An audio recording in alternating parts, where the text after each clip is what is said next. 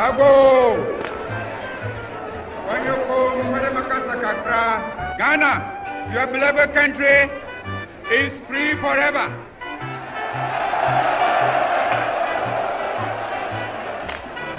That new African is ready to fight his own battle and show that after all, the black man is capable of managing his own affairs.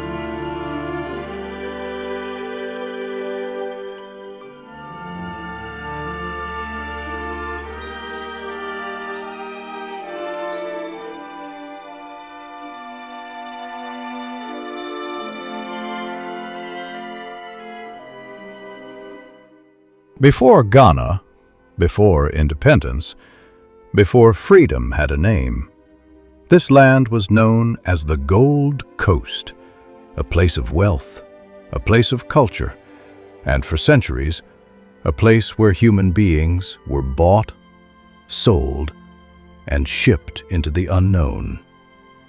This is the story of how slavery ended in the Gold Coast. Not in a single moment, but through law, resistance, and time. Along the coast of what is now Ghana, massive stone forts rose from the sea, places like Cape Coast Castle and Elmina Castle. Beneath them, dark dungeons. Above them, the machinery of empire. For over 300 years, millions of Africans passed through these walls, forced onto ships in the transatlantic slave trade. But slavery was not only a European system. It also existed within African societies, though often very different in form. Still, by the 18th century, the scale had changed everything. In 1807, a law passed in Britain would shake the Atlantic world. The Slave Trade Act 1807 made it illegal to trade enslaved people across the ocean. Warships began patrolling the West African coast, intercepting slave ships, freeing captives. But here's the truth history often hides. The trade had ended, but slavery itself had not. In the Gold Coast, people were still enslaved, not shipped away, but held, bought, and used locally. In 1874, everything changed again. The British formally declared the Gold Coast a colony. Now, they were no longer just traders, they were rulers. And with rule came pressure. From abolitionists in Britain, from missionaries on the ground, and from Africans themselves. The question could no longer be avoided. Could slavery continue under British law? The answer came quickly. Between 1874 and 1875, slavery was officially abolished in the Gold Coast. On paper, every enslaved person was now free. But freedom is not always immediate. There were no mass celebrations, no sudden exodus. Many stayed where they were. Why? Because freedom without land, without money, without protection, can feel just as uncertain as bondage.